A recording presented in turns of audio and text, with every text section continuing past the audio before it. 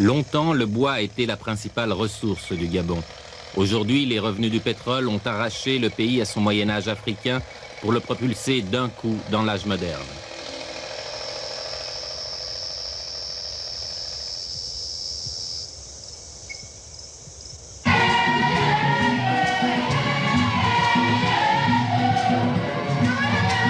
Ce pays, qui ne possède pratiquement pas de route, inaugure son Boeing 747 piloté par un équipage français. Le féticheur est là qui chasse les mauvais esprits du chemin d'El Hadj Omar Bongo, président de la République gabonaise. L'Afrique reste l'Afrique.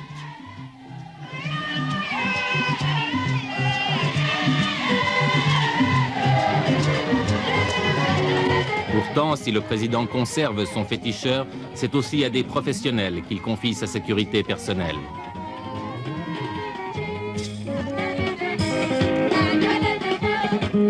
Comme dans la plupart des États africains, un parti unique, le Parti démocratique gabonais, dont les groupes d'animation sont de toutes les fêtes.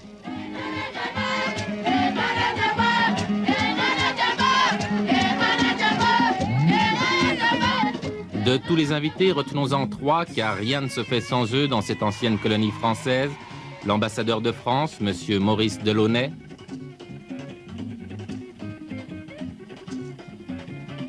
Le PDG de l'Uranium, M. Henri Basset. Enfin, le directeur général adjoint du pétrole, M. Fernand Poinboeuf.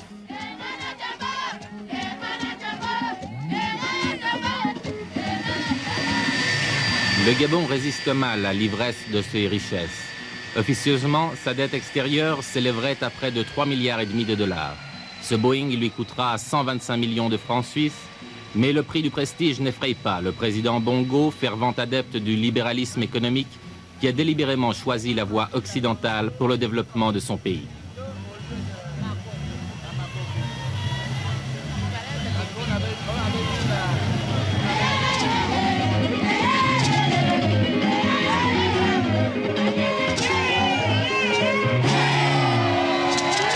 De très nombreux Français agissent dans l'entourage du président, parmi ses conseillers et à tous les niveaux. Ainsi, à la tête de la garde présidentielle se trouvent le général Martin et le général Bettencourt, deux anciens de l'armée française.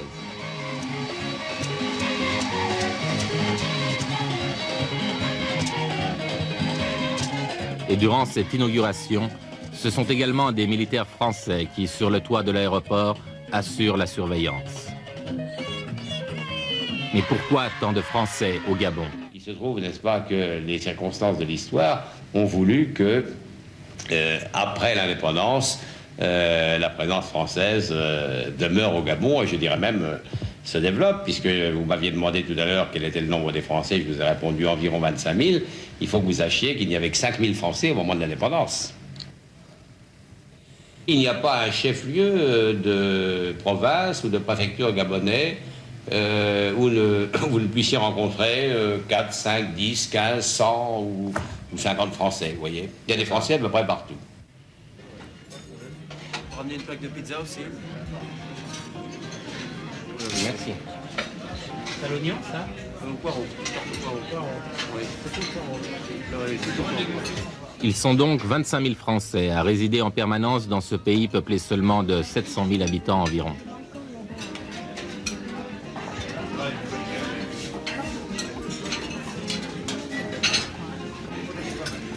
« 25 000 Français que l'on retrouve dans toutes les activités du Gabon. 700 d'entre eux se trouvent dans le secteur de la coopération, mais le secteur privé est largement plus important avec les mines, l'industrie, le commerce, l'import-export, etc.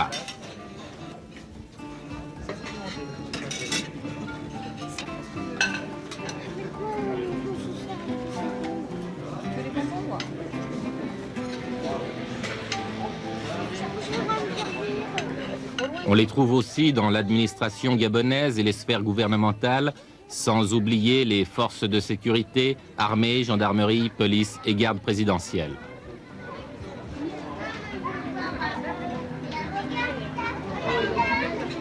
Aux anciens colons établis en Afrique depuis longtemps sont venus s'ajouter des milliers de Français moyens, techniciens ou petits commerçants. On les retrouve nombreux, ces Français, pour le repas du dimanche, et ils vivent au Gabon comme ils vivaient en France. On est bien, on a des amis, quoi. On se trouve quand même avec des Européens, on n'est pas tout seul. Puis ça parle français. C'est déjà pas mal, on ne se sent pas dépaysé, hein, descendre d'avion. Vous n'êtes pas dépaysé? Non, non, non. Non. Parce que la majeure partie des Africains parlent français. Finalement, vivre ici ou vivre dans une petite ville de province Oui, c'est pareil. N'était-ce la chaleur et l'humidité?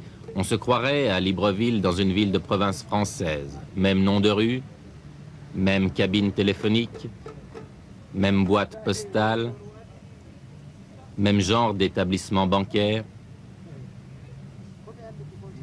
et même magasin. Qu'est-ce qu'il vous fallait? Je veux quelques tranches de saumon. Deux. Un petit poulet. 1,3 kg, ça va aller, Madame Valentin?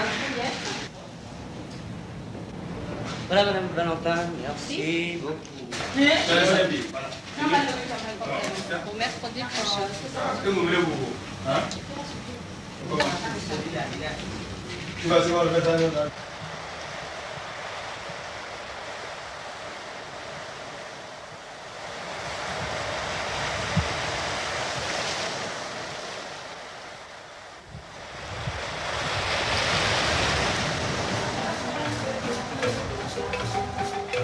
En Afrique, le Gabon fait partie des États dits modérés et ayant des relations étroites avec la France. D'autres pays sont demeurés depuis les décolonisations sous l'influence occidentale. Mais depuis 3 ans, une autre présence étrangère importante s'est manifestée sur le continent, celle des Soviétiques et des Cubains. Bien peu de pays africains peuvent être réellement considérés comme neutres et non alignés. Ce partage de l'Afrique donne lieu régulièrement à des conflits et la présence militaire étrangère, soit française, soit soviéto-cubaine, recouvre une grande partie du continent. Nous ne sommes la chasse gardée de personne. Mais nous avons des relations privilégiées avec la France parce que nous avons été d'abord une colonie française. Nous avons été colonisés par les Français. Nous avons comme langue officielle le français, nous avons comme langue nationale le français. Et puis nous estimons aussi que le français, jusqu'à présent, sont ceux qui nous aident le plus. Mais cela ne dit pas que nous sommes la chasse gardée de la France.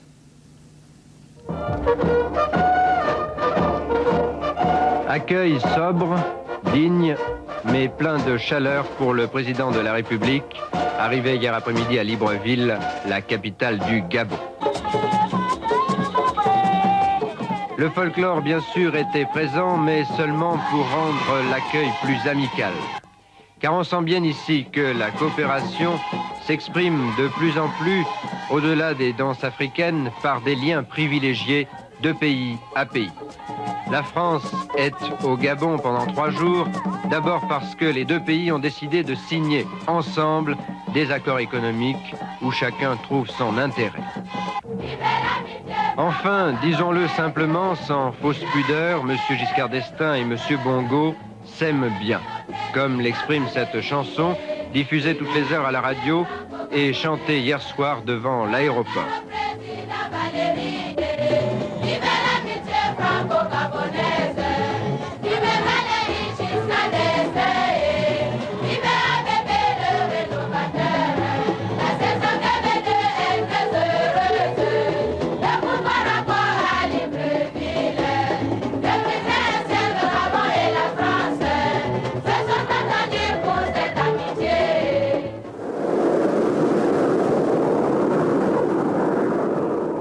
C'est au pétrole que le Gabon doit son boom économique. Il en est le second producteur d'Afrique noire.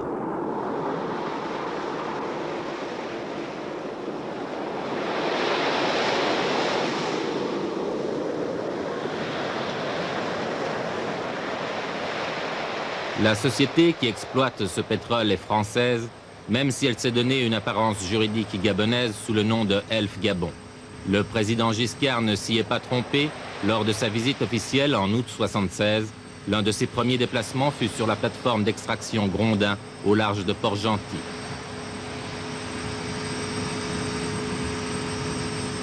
Les revenus que procure le pétrole par ses différentes sources d'imposition pour l'État gabonais est d'environ 60 à 70% des ressources de cet État. Donc c'est véritablement vital pour le pays. C'est actuellement vital pour le pays, vraisemblablement. Quel est le statut juridique de Elf Gabon? Elf Gabon est une société de droit gabonais, je dirais une société tout à fait normale. Au niveau des actionnaires, l'État gabonais détient une participation de 25% dans le capital de la société. Le reste détenu pour un peu plus de 50% par le groupe français Elf Aquitaine et les 25% restants étant répartis dans le public, en général en France.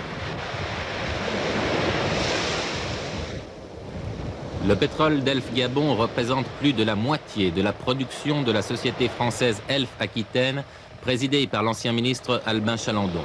C'est donc une source d'approvisionnement importante pour la politique énergétique de la France. Est-ce qu'on peut dire que la présence française est vitale pour le Gabon? Vous me posez une question à laquelle il est un peu difficile de répondre, n'est-ce pas? Si nous n'étions pas là, d'autres que nous pourraient être là. Hein. Par conséquent, elle est vitale dans la mesure où nous sommes là, mais on peut dire que d'autres que nous pourraient être là, bien entendu. Ce qui est certain, n'est-ce pas, c'est que le Gabon ne serait pas ce qu'il est s'il n'y avait pas auprès des Gabonais une présence de gens capables d'assumer certaines responsabilités au niveau technique. Ça, c'est bien évident. On peut dire que la politique pétrolière qui est menée à l'heure actuelle par le gouvernement gabonais ne pourrait pas se faire sans nous. Elle se fait en particulier avec la société Elf Aquitaine, elle pourrait se faire avec d'autres sociétés. Il se trouve que c'est Elf Aquitaine qui est là, par conséquent, on peut dire que donc, la politique pétrolière, le développement pétrolier du Gabon ne se ferait pas sans les Français.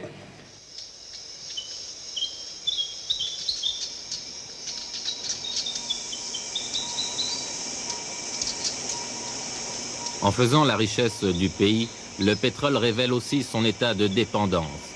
Les recettes de l'État gabonais proviennent à 67% de l'or noir qu'exploite Elf Gabon, en fait, on l'a vu, une société française.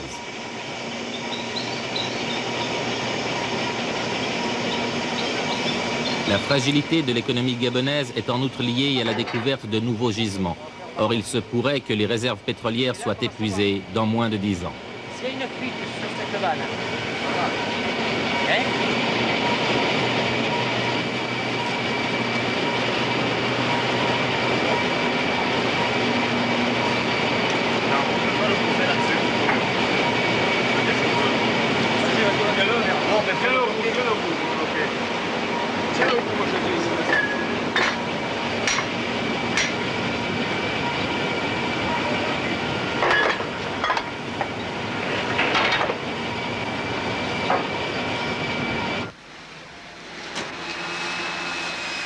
Détail révélateur, c'est l'immeuble de la société Elf à Libreville qui abrite le musée national gabonais.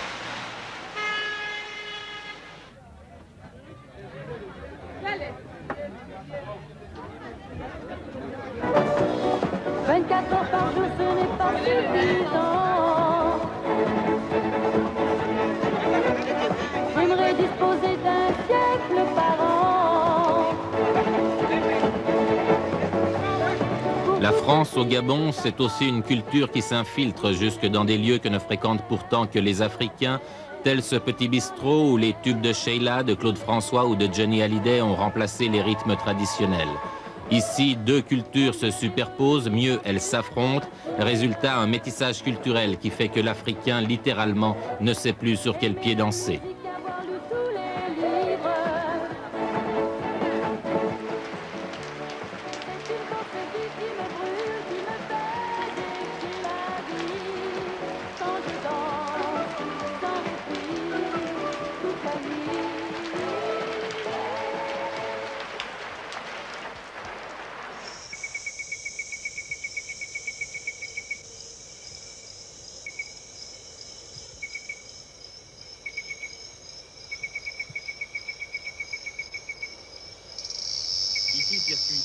français en provenance de Paris FR3. Ici, circuit son français en provenance de Paris FR3. Ici, circuit son français en provenance de Paris FR3. Sur ces deux chaînes de télévision en couleur, le Gabon diffuse, telles quelles, toutes les informations internationales qu'il reçoit chaque jour de France par satellite. Accompagné par l'administrateur Rolf Lieberman, voici le Premier ministre et Madame Barr, celle-ci dans une robe dessinée par elle-même. Le programme comportait des extraits de Gisèle, de l'après-midi d'Infaune et du Spectre de la Rose, tandis qu'arrivent Monsieur et Madame Chaban-Delmas. Soulignons que pour la première fois en Europe, le Spectre était dansé par Mikhail Baryshnikov. Derrière Hugues, l'administrateur adjoint, voici, dans un superbe ensemble vert, la reine Margaretha, aux côtés du président de la République. Celui-ci, la poitrine barrée du grand cordon de l'ordre royal danois de l'éléphant, la reine portant, elle, le grand cordon de la Légion d'honneur. Puis, Madame Giscard d'Estaing en robe blanche de Pierre Cardin et le prince consort Henrik de Danemark. Vous suivez la télévision tous les soirs, tous les jours? Tous les jours, oui.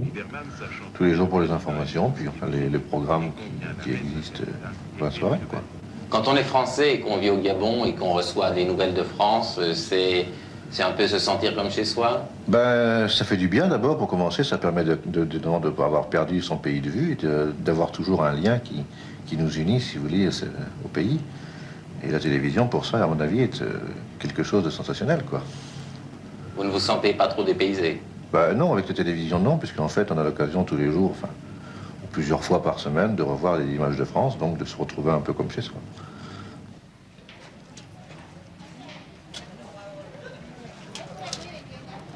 Même phénomène de dépendance avec la presse. La chose écrite a trouvé en Afrique un terrain d'autant plus perméable que ce continent, durant des siècles, n'avait perpétué ses valeurs culturelles que par la tradition orale. Souffrant de s'entendre répéter qu'ils n'avaient point de culture parce qu'ils n'avaient pas d'écriture, les Africains ont finalement adopté une culture écrite qui n'était pas la leur. Nous avons Jour de France, nous avons Paris Match, Express, Le Point. Nous avons aussi les détectives, tels que ici Paris-France Dimanche, comme hebdomadaire, ce que nous avons. Nous avons aussi les modes de travaux qui sont des mensuels. Les arts et décorations qui sortent par 3 mois. Et nous avons les maisons françaises, telles que... Enfin, nous avons beaucoup de journaux, quoi, comme hebdomadaires et quotidiens. Et tous les journaux qu'on a en France, finalement? La plupart, quand même, nous avons beaucoup de journaux français ici.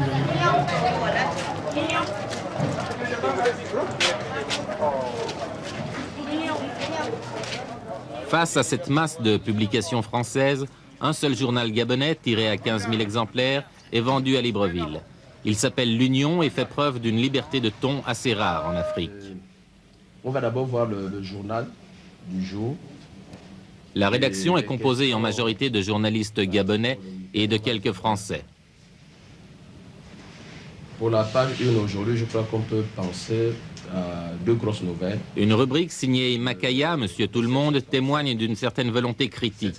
On s'y étonne, souvent avec humour, des privilèges de tels ministres, des anomalies constatées dans l'administration publique, ou encore, comme ici, de la persistance de l'esprit colonial. Ce mot cible se compose des lettres PTT et non pas OPT. L'office aurait-il peur de lui-même pour cacher ainsi son nom? Pourtant, en ce moment, l'hirondelle bleue fonctionne assez bien et assez rapidement. Et dire que l'on a passé toute une journée, la veille même du 17 août, pour restaurer ce vieux sigle des temps coloniaux et le peindre d'un bleu nuit, se détachant à merveille sur la façade beige. Il y a là comme un anachronisme qu'il était facile d'éviter. Moi, Makaya, je pense qu'on pouvait tout de même profiter de ces travaux pour remettre les pendules à l'heure, pour moi, quoi. Édité par le groupe Sonapresse, français à 25%, l'Union est distribuée par Hachette, la plus grande maison de diffusion française, et sa publicité passe par Havas, l'une des plus importantes entreprises du genre en France. Radio, cinéma, télévision, Havas Gabon. Toute votre publicité, Havas Gabon. Incroyable ce boudange, ce bon temps. Et chaque fois c'est la même chose. Dog. un incroyable goût d'orange. Cléracil pénètre dans le bouton et la sèche. Le bouton disparaît. Comme moi, utilisez Cléracil, le traitement anti-bouton.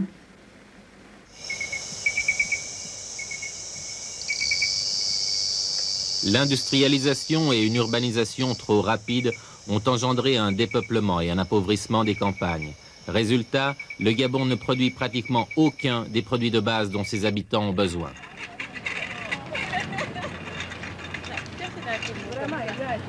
Conséquence de ce déséquilibre entre ville et campagne, une paupérisation de l'habitant de la brousse et, en ville, une inflation qui fait de Libreville l'une des capitales les plus chères du monde.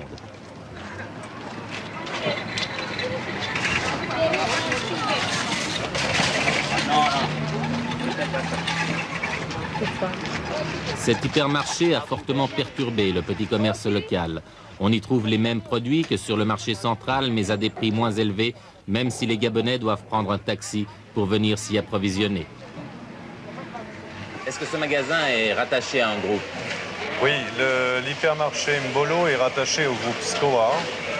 Lequel groupe SCOA a son siège en France, c'est une société française, c'est une multinationale qui a plusieurs départements, département magasin, distribution, département automobile, département équipement, département industrie. Et votre clientèle, ce sont principalement des Africains ou des expatriés français? On peut considérer à l'heure actuelle que 65% de notre clientèle dans les secteurs bazar, nouveautés et alimentaires non périssables est africaine. Par contre, le pourcentage est beaucoup plus important de clientèle européenne dans les vivres frais. Tout ce qui est fruits et légumes viennent principalement de France. Pour une grosse partie, ça vient de France sur les marchés de Bordeaux, sur les marchés de Paris. Bien, au Gabon, il n'y a pratiquement pas à l'heure actuelle de structure agricole réelle encore. On peut dire que la capitale, finalement, est nourrie de l'extérieur. Ah oui. Et le Gabon, en grosse partie, est nourri de l'extérieur.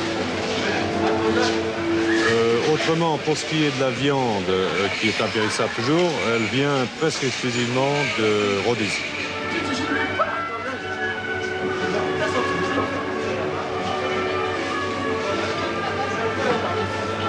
On a de gros fournisseurs en France parce qu'ici, on a quand même une clientèle, même africaine, qui est formée au goût français.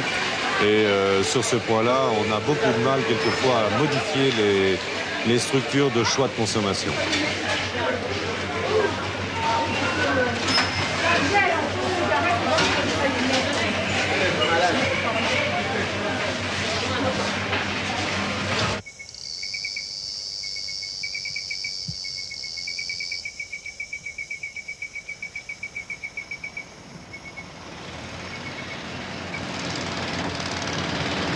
Autre richesse de ce pays, ses réserves minières, notamment de manganèse, de fer et d'uranium.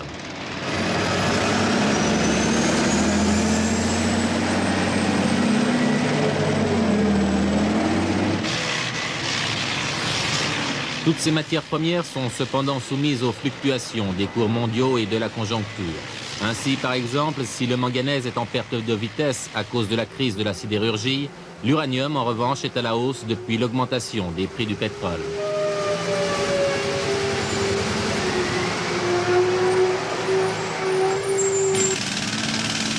Le gisement d'uranium de Mounana, dans la région de Franceville, place le Gabon au 6e rang mondial des producteurs de ce minerai hautement stratégique.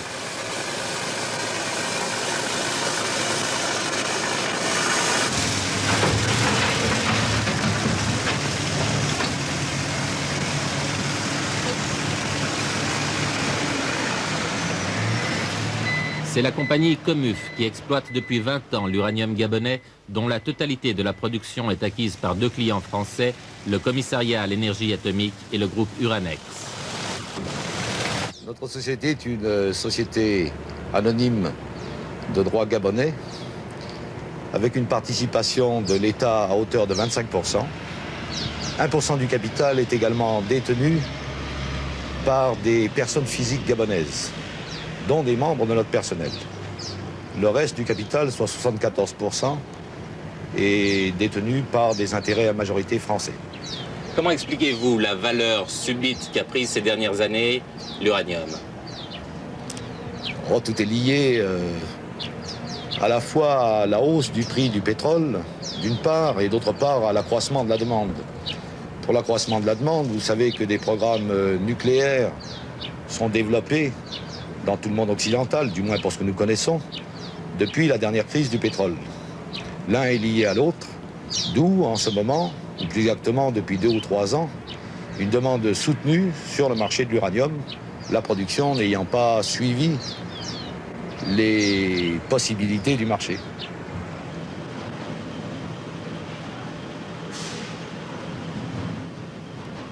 Le minerai brut est traité sur place pour être exporté sous la forme de yellow cake. C'est cette pâte jaune qui est l'objet de toutes les convoitises des sociétés industrielles engagées sur la voie nucléaire, car elle contient l'uranium métal et la Comuf produit chaque année 1000 tonnes de ce précieux métal.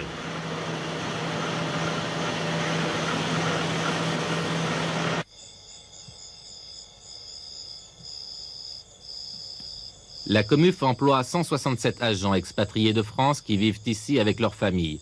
Au total, ce sont quelques 350 personnes qui se trouvent dans cet îlot français au cœur de la brousse gabonaise. Les enfants des cadres de l'entreprise ont leur propre école avec programme et enseignants français. La proportion d'élèves noirs est révélatrice de la faible gabonisation des cadres.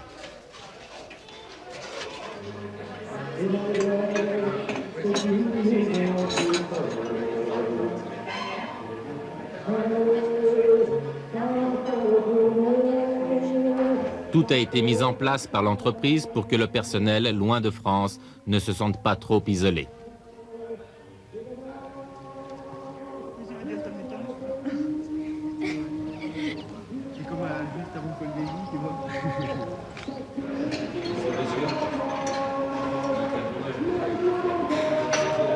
Au cercle de l'entreprise, toute la nourriture est importée de France.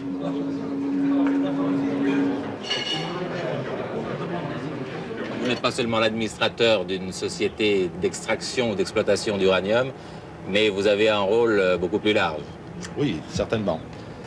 Puisque je dois m'occuper aussi de ces problèmes qui sont plutôt la vie d'une communauté et qui maintenant s'imbriquent avec ceux de la commune de Mounana qui a été créée depuis 1 an et demi. Et je suis également premier adjoint au maire de cette commune. En étant français, vous êtes premier adjoint au maire gabonais. Effectivement, j'ai été élu sur la liste du conseil municipal et ensuite désigné comme premier adjoint au maire.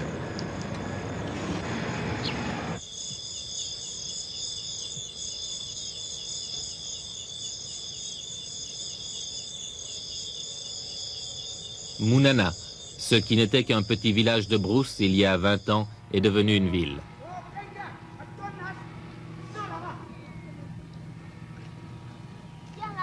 L'église, comme l'école ou l'hôpital, tout y a été construit par l'entreprise et les Africains du lieu, de la maternité au cimetière, dépendent du patron. Ici, à l'hôpital, soins et médicaments sont fournis gratuitement.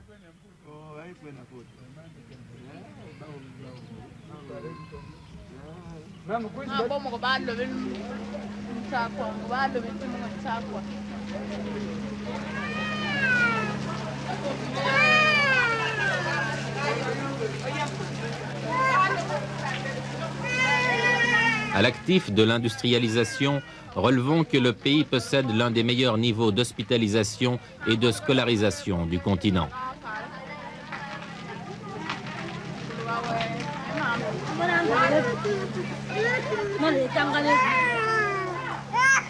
Le Gabon se place également au second rang africain pour le revenu annuel par habitant.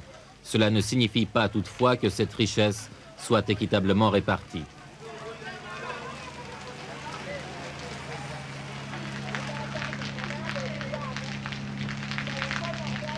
De petites demeures familiales en dur ont été aussi construites pour les employés africains de l'entreprise. Elles possèdent 2 coins cuisine, dont l'un aménagé à l'extérieur afin de ne pas heurter les habitudes de la femme africaine.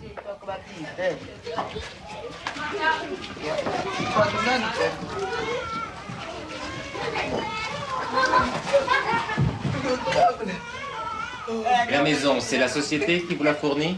Oui. Vous avez combien de pièces? 3 pièces. 3 pièces. Et vous avez combien d'enfants? 6 gosses. Et vous vivez les 8 dans cette maison? Oui. Et puis la société, qu'est-ce qu'elle vous a fourni encore, en plus de la maison? La société nous fournit des meubles. La table, les 4 chaises, le frigo bien sûr. Et puis il y a un lit de mariée, un lit d'enfant. L'électricité, c'est payé aussi par la société? Oui, c'est payé par la société. Électricité, maison, hôpital, école, travail. La vie indigène a été radicalement modifiée en l'espace d'une génération par l'implantation de cette seule industrie. Seuls les Africains eux-mêmes pourront nous dire un jour si ce progrès venu d'ailleurs est un bienfait et si la tartine beurrée est meilleure que le manioc.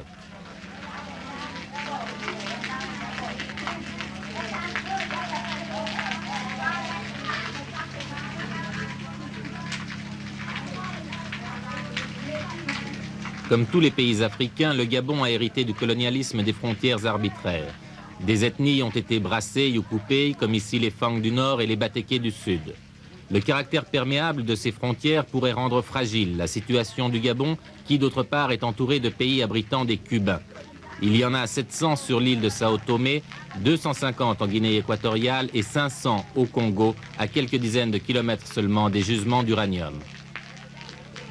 Les événements, les tentatives de déstabilisation auxquelles on a pu assister récemment vous ont donné à réfléchir, non? Non, pas particulièrement dans notre région. Je ne pense pas, je vous le répète, que notre région soit particulièrement visée. Et puis, de toute manière, c'est une question qu'il vaudrait mieux que vous posiez au chef de l'État. Il serait mieux à même que moi de vous y répondre. Mais je peux vous dire, en ce qui concerne notre communauté d'expatriés, que nous n'avons pas de ces inquiétudes. Mais tout de même, vous dirigez une entreprise importante, vous devez prévoir même ce qui paraît a priori impossible. Prévoir, oui, pourquoi pas? Eh bien, disons qu'on a prévu. Vous auriez les moyens de défendre et l'entreprise et le personnel? Je pense qu'on nous aidera à la défendre. J'en suis même persuadé. Eh bien, les forces légales de ce pays, elles défendront, je pense, leurs richesses. Et il n'y a pas d'inquiétude à avoir de ce côté-là.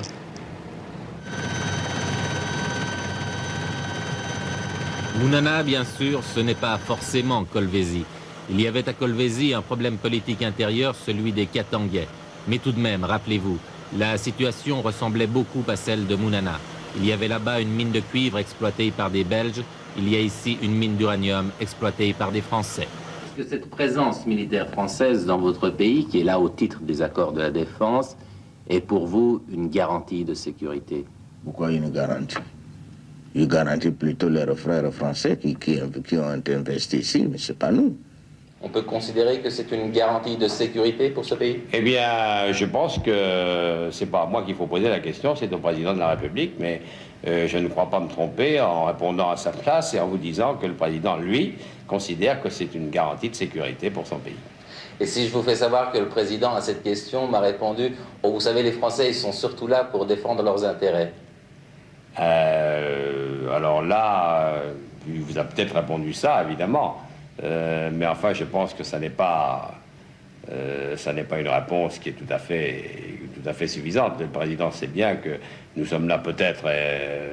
nous ne sommes pas là, en fait, pour défendre nos intérêts. Nous sommes là parce que ça a été prévu dans des accords de défense et parce que ça correspond aux options qui ont été choisies par le Gabon. Avec ou sans accord, à plusieurs reprises, la France est intervenue militairement en Afrique. 13 mai 1978, la deuxième guerre du Shaba éclate à Kolwezi. Venus de l'Angola, 2400 anciens Katangais s'emparent de la ville. Leur but, paralyser l'économie zaïroise et provoquer la chute du président Mobutu. Plus de 600 morts, l'opinion publique internationale s'émeut de ces massacres.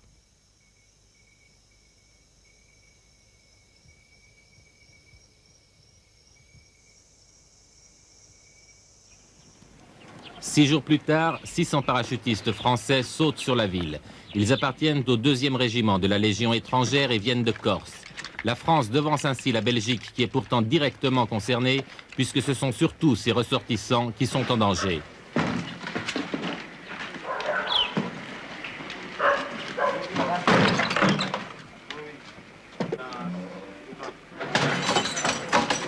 Sous le commandement énergique de l'ancien tortionnaire de la guerre d'Algérie, le colonel Philippe Hérulin, les paras-français libèrent la ville en quelques heures.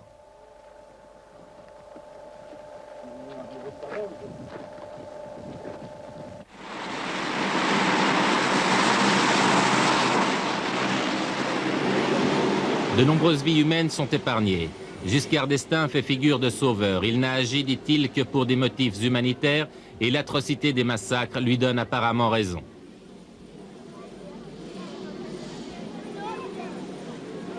Pourtant, jusqu'au sein de la majorité parlementaire française, des voix s'élèvent contre cette intervention. Elles accusent la France de se mêler d'un problème qui ne la regarde pas et, pour des raisons bassement économiques, de voler au secours d'un régime politique compromis.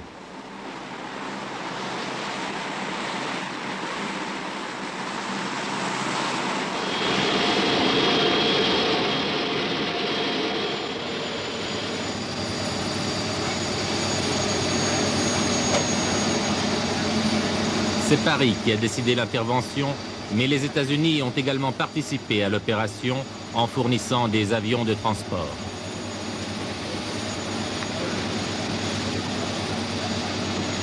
Depuis le traumatisme vietnamien, les Américains préfèrent laisser à d'autres ce genre d'initiative et se contenter de leur apporter un soutien logistique ou financier.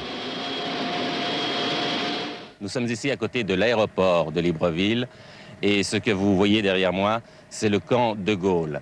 Si ce camp de Gaulle se trouve précisément à côté de l'aéroport, ce n'est pas un hasard, c'est pour des raisons stratégiques, car en effet, le camp de Gaulle, c'est le lieu de stationnement des forces armées françaises au Gabon. Il y a en effet ici au Gabon, en permanence, 500 militaires français qui se trouvent dans le pays au titre de l'accord de défense que la France a signé avec le Gabon au moment de son indépendance en 1960. Avant de venir ici, nous avions sollicité l'autorisation auprès du ministère de la Défense à Paris pour filmer ces militaires français au Gabon. Cette autorisation nous avait été accordée, mais en arrivant ici et lorsque nous avons pris contact avec l'attaché militaire de l'ambassade de France à Libreville, nous avons appris on ne sait pour quelle raison, cette autorisation nous était maintenant refusée. Nous avons insisté auprès de Paris, mais nous avons essuyé un refus catégorique à 2 reprises. Donc nous ne pourrons pas filmer ces militaires français. Pourquoi? On peut se le demander, car en effet ces accords de défense n'ont rien de secret, mais il est vrai cependant que la France joue réellement un rôle militaire en Afrique. Sans doute n'aime-t-elle pas trop avoir à le montrer. En revanche, nous sommes parvenus à nous procurer ce film réalisé par l'armée française lors de manœuvres communes franco-gabonaises. L'exercice estuaire, exposé aux différents participants en présence du chef de l'État gabonais, le président El Hadj Omar Bongo, a pour but essentiel de vérifier notre capacité de répondre aux termes des accords de défense entre la France et le Gabon.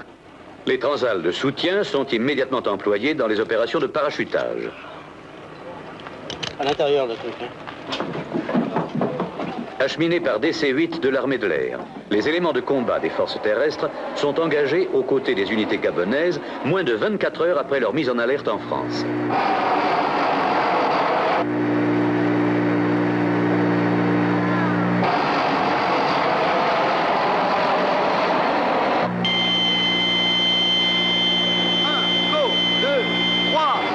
La France est donc capable, et elle l'a prouvé, d'intervenir rapidement sur le continent noir où ses effectifs militaires s'élèvent à 14 000 hommes.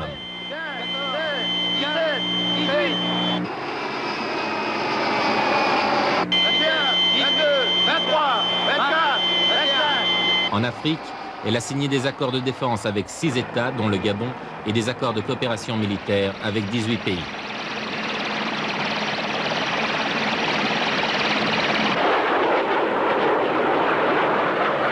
Deux escorteurs de la Marine nationale, figurant l'adversaire dans la première phase, sont recherchés puis attaqués par les Jaguars.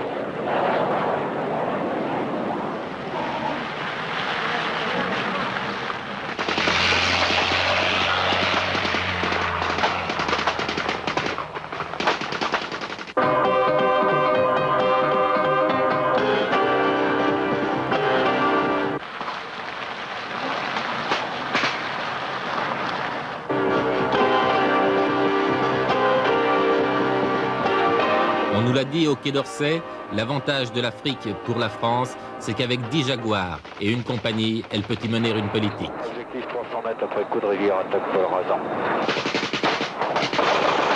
Estuaire 77, le rideau est presque tombé mercredi sur les opérations militaires. L'opération Estuaire 77 avait pour objectif principal d'entraîner ensemble les moyens destinés à coopérer au titre des accords de défense franco-gabonais.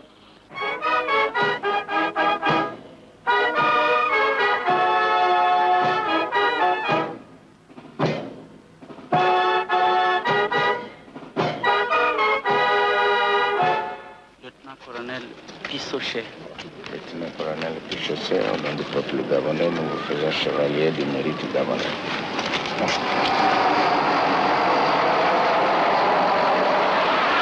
Est-ce que c'est une force d'intervention réelle en cas de conflit ou c'est surtout une force de dissuasion psychologique?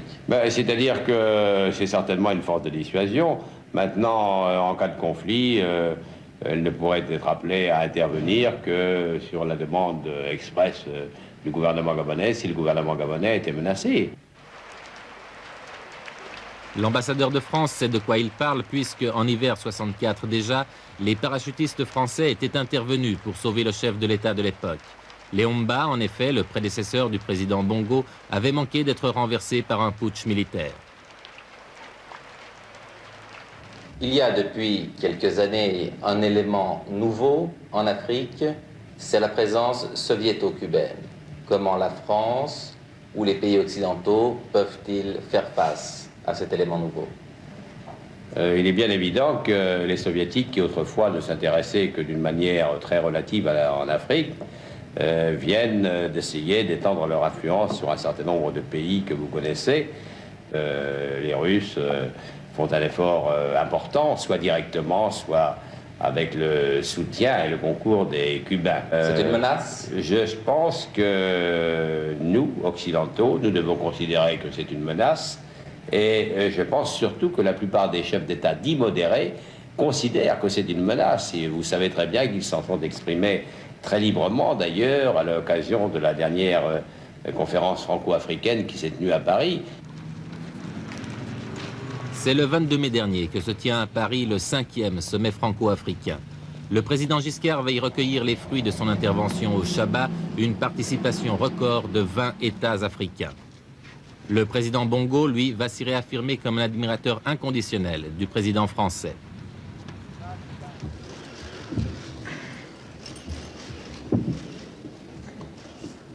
Comment renforcer ce tissu fragile de l'Afrique et ensuite comment éviter qu'il ne soit déchiré par cette rivalité. Sur le premier point, je vous dirais que l'initiative d'organiser la sécurité de l'Afrique doit être prise par les Africains. Et ce que j'ai noté avec beaucoup d'intérêt au cours de cette conférence, de la part du doyen, le président Houphouët-Boigny, de la part du président en exercice de l'OUA, c'est la volonté des États africains de réfléchir eux-mêmes d'abord, de prendre ensuite des initiatives pour organiser la sécurité de leur continent. Nous comptons sur l'appui de la France et nous ne sommes pas complexés, nous vous le disons honnêtement. En concertation avec le chef de l'État français, les présidents Houphouët-Boigny de Côte d'Ivoire, Senghor du Sénégal et Bongo du Gabon parviennent à faire inscrire à l'ordre du jour la sécurité militaire en Afrique. Tout le monde est encore sous le choc du drame de Kolwezi. C'est une consécration pour la France.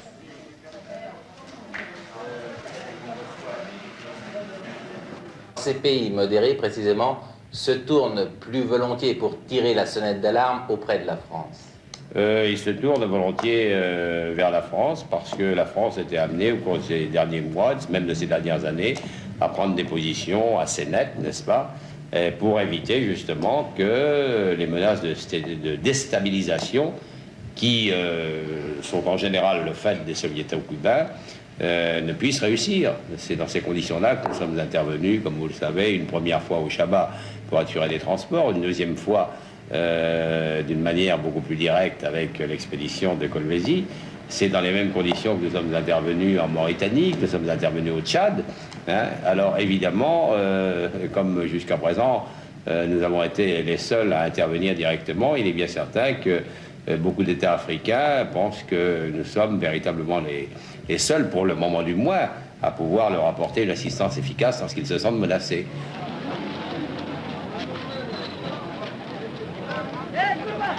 Les Soviétiques et les Cubains interviennent massivement en Afrique, c'est vrai, mais cela justifie-t-il toutes les erreurs occidentales? En réalité, au Tchad, la présence militaire française date du 10 août 1960, soit 4 jours seulement après la déclaration de l'indépendance du pays. À l'époque, il ne s'agissait pas de protéger des ressortissants français contre un agresseur étranger, mais de soutenir un ami de la France, le président Tombalbaye, dans sa répression contre les insurgés Toubou du Tibesti.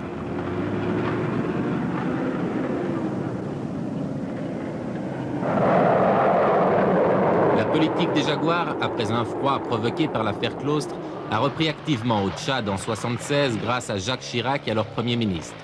Officiellement, la France ne joue dans ce pays qu'un rôle strictement défensif. En réalité, ses intérêts économiques y sont prépondérants et il s'agit de ne pas les laisser tomber aux mains des rebelles soutenus et armés par la Libye du colonel Kadhafi.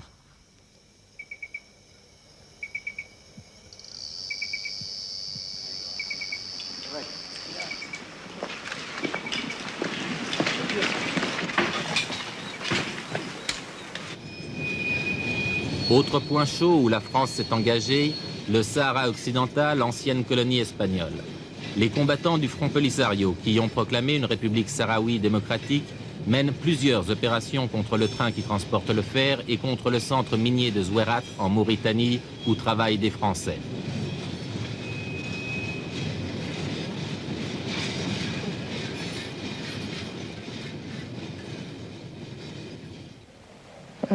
À la demande du gouvernement mauritanien, les avions français sont effectivement intervenus chez nous, à l'intérieur bien sûr de nos frontières, pour aider nos propres avions et nos troupes à repousser et à intercepter les colonnes algériennes qui ont attaqué les trains le 12 décembre et la localité de Tmimichat le 18. L'ancien président mauritanien parle de colonnes algériennes, mais l'Algérie, qui soutient le Polisario, affirme que ces soldats du désert sont des Sahraouis. Une chose est sûre, c'est que les Jaguars qui sont encore intervenus cette année sont, eux, bien français.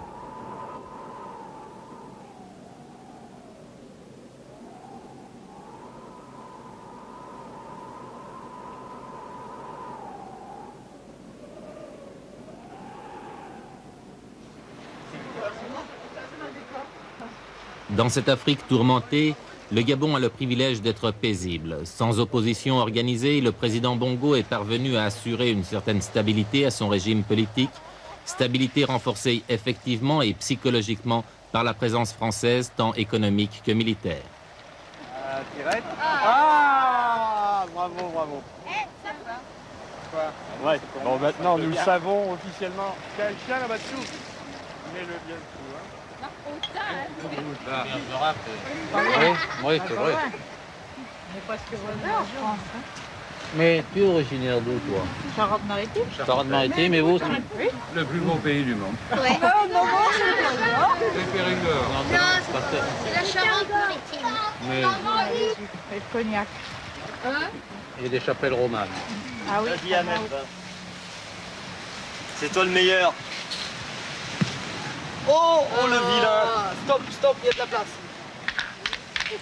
C'est le meilleur, mon Dieu. Tu veux tirer? La concentration, là. C'est. Allez, on essaye.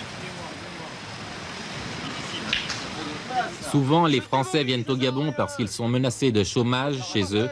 Ils y trouvent également l'avantage d'être rémunérés en francs CFA, une monnaie qui vaut le double du franc français.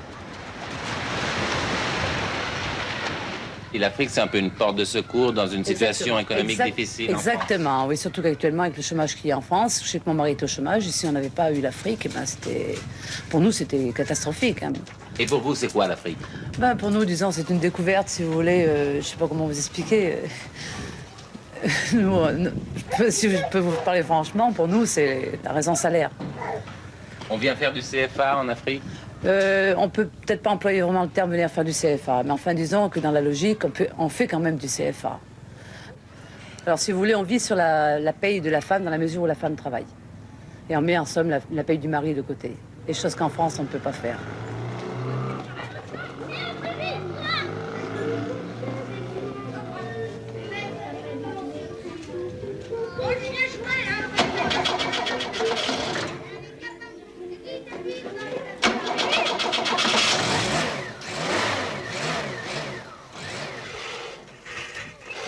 Qu'il s'agisse de coopérants techniques, de militaires ou d'employés du secteur privé, les avantages de la vie au Gabon ne manquent pas aux Français. D'ailleurs, ils ne s'en cachent pas et le reconnaissent volontiers. Et alors comment? Vous êtes logé par votre entreprise? On est logé, l'électricité fournie, le gaz, tout est fourni. Les véhicules? Les véhicules. Les véhicules aussi? Pour le mari. Vous avez quelqu'un pour faire le ménage? On a une ménagère payée par la société. Donc c'est patin. Et patin pour une femme, quoi. Tous ces Français qui travaillent au Gabon en assurent la prospérité, mais ils contribuent aussi à le maintenir dans un état de dépendance. Un développement payé au prix d'une mainmise étrangère, c'est cela le néocolonialisme. Et le Gabon, chasse gardée de la France, en est l'illustration.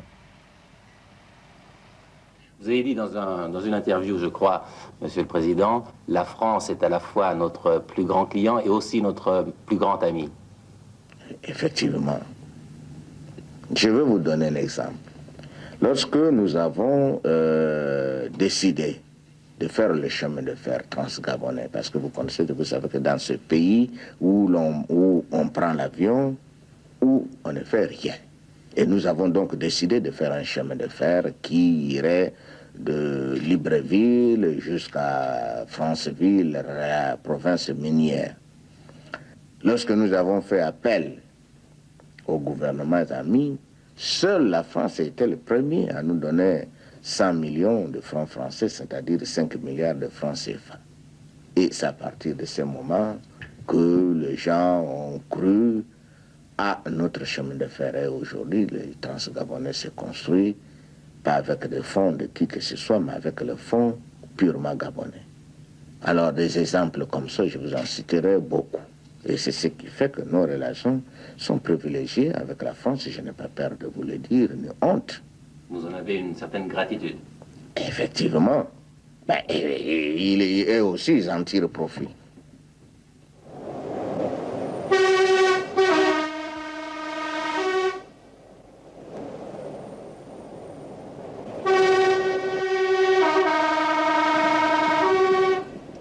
Le chemin de fer transgabonais est actuellement le projet prioritaire du Gabon.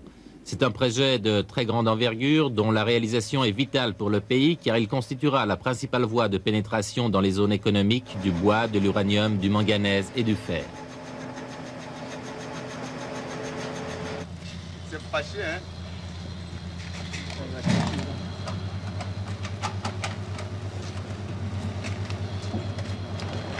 Putain, il va tout chier, mon Dieu.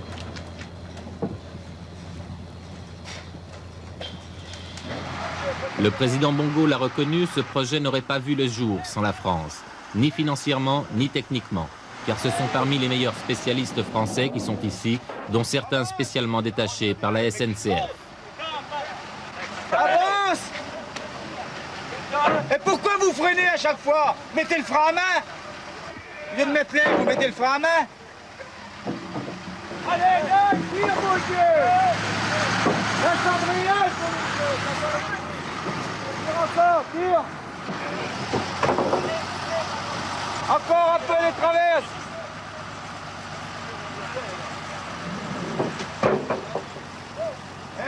Le Gabon est un pays qui évolue sur le plan économique, c'est un pays qui s'équipe et qui a donc constamment besoin de gens d'un niveau intellectuel de plus en plus élevé. Alors autrefois, notre coopération était essentiellement orientée vers l'enseignement. Maintenant, nous sommes de plus en plus sollicités pour fournir des techniciens, soit des techniciens, enfin des ingénieurs, si vous voulez, soit des techniciens de l'administration, c'est-à-dire des financiers, des gens capables, si vous voulez, de rendre plus productive l'administration gabonaise. Des spécialistes. Des spécialistes. Alors, c'est ainsi, par exemple, que nous avons été amenés à désigner récemment un inspecteur général des finances, qui est en France un fonctionnaire de haut rang, n'est-ce pas, pour devenir le conseiller économique et financier du président de la République.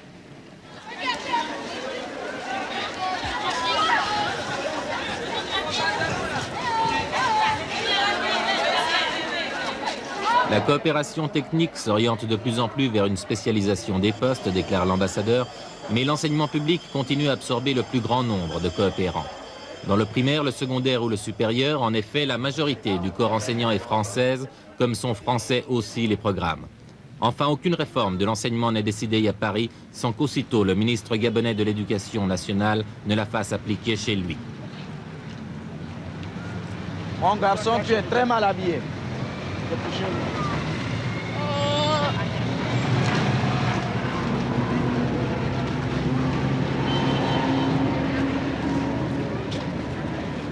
Elles sont si épaisses qu'ils se croient aveugles.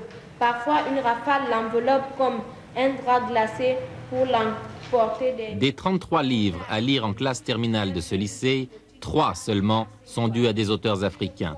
De Racine à Jules Renard, en passant par Molière et La Fontaine, les petits Gabonais sont en littérature de bons petits Français. la tête en avant afin de clouer l'ombre tâtonnant. Dans ces conditions, oui, et ne serait-ce que par le lien puissant de la langue, le Gabon restera encore longtemps dans le giron français. Perçoit, pas de parole, leur cri. Taisez-vous donc, c'est moi. Ferme la porte et se sauve. La France a toujours apporté son aide au Gabon indépendant. Sachez qu'elle est décidée à le faire aussi longtemps que vous le souhaiterez, dans le respect et dans l'estime réciproque.